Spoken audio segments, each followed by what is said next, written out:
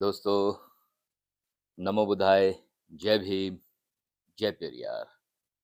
मेरा नाम सतीश बौद्ध है और आज फिर से आप सभी के बीच में उपस्थित हुआ। बात कुछ इस तरह से है कि अमेरिका ने भारत के ऊपर फिर से 12.5% का टैरिफ लगाने का प्रस्ताव अपनी सरकार में दिया है।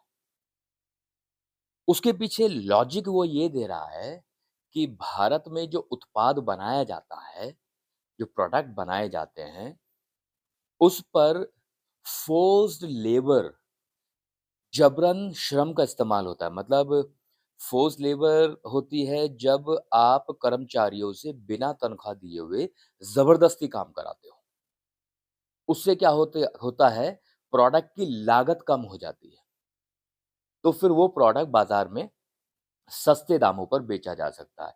उदाहरण के तौर पे वो चीन का दे रहा है ये अमेरिका कि चीन का माल इसलिए सस्ता है क्योंकि फ़ोर्स्ड लेबर है। ठीक उसी तरह से भारत भी ऐसा ही करता है। कौन कह रहा है ये?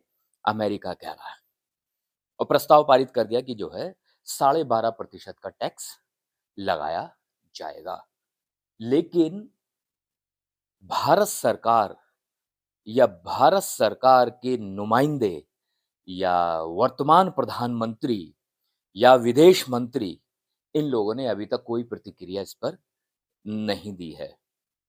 लिहाज़ा भारत की विदेश नीति बहुत ही ज़्यादा लचर हो गई है और इस लचर अवस्था में भारत कहीं न कहीं पूरे विश्व में अपनी जो प्रतिष्ठा है, वो जो मान है, सम्मान है, भारत का जो स्वाभिमान है, उसके साथ अमेरिका खिलवाड़ कर रहा है।